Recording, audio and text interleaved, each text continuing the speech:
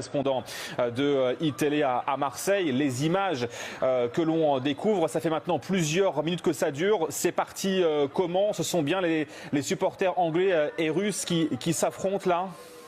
Oui, bonjour. C'est très difficile de déterminer vraiment qui est à l'origine des violences. Ce qu'il faut savoir, c'est qu'il y a encore quelques minutes, le Vieux-Port était dans le calme. Il y avait des groupes de supporters un petit peu partout, au niveau des bars, ça chantait, ça buvait évidemment beaucoup. Et puis d'un seul coup, il y a eu des mouvements de foule, une charge de CRS qui a totalement stabilisé la situation ici au Vieux-Port. Alors il y a des groupes qui se trouvent sur ma gauche, c'est-à-dire sous l'Ombrière, sous la Grande Roue, et puis d'autres groupes qui sont en face, vers le Grand Hôtel, vers l'OM Café. Et entre les deux, eh bien, il y a des barrières de CRS, de gendarmes mobiles. Il faut savoir que Marseille a obtenu des renforts en prévision de ce match à haute tension, d'un renfort qui évidemment servent actuellement, puisque la tension n'est pas retombée. Il y a des groupes qui s'éparpillent un petit peu partout dans les ruelles alentours.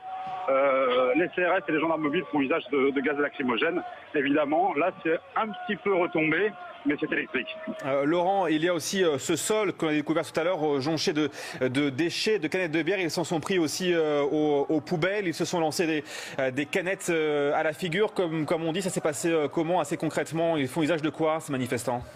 Eh bien, écoutez, bien que tous les bars du quartier d'éviter d'avoir des bouteilles qui pourraient servir de projectiles en utilisant des gobelets en plastique, eh bien, il y a pas mal de groupes de bouteilles de bière et au moment des chauffourets, commencent à lancer des bières sur les différents groupes. C'est monté très très vite. Il y a évidemment le sol qui est jonché de bière. Il y a l'immobilier urbain qui a volé aussi les immobiliers de terrasse.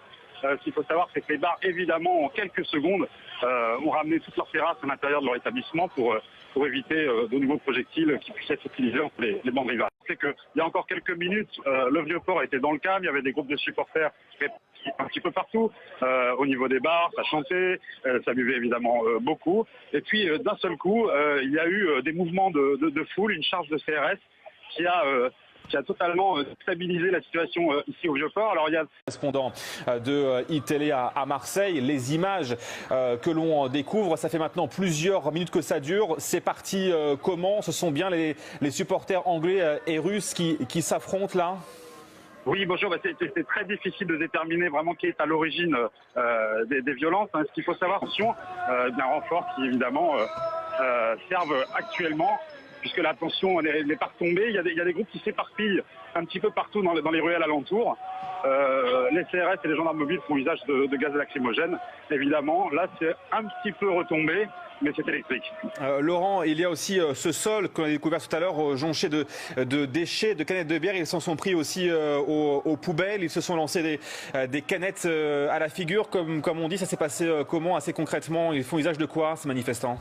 Eh bien, écoutez, bien que tous les bars du quartier d'éviter d'avoir des bouteilles. Il y a des groupes qui se trouvent sur ma gauche, c'est-à-dire sous l'Ombrière, sous la Grande Roue, et puis d'autres groupes qui sont en face, vers le Grand Hôtel, vers l'OM Café. Et entre les deux, eh bien, il y a des barrières de CRS, de gendarmes mobiles. Il faut savoir que Marseille a obtenu des renforts en prévision de ce match à haute tension.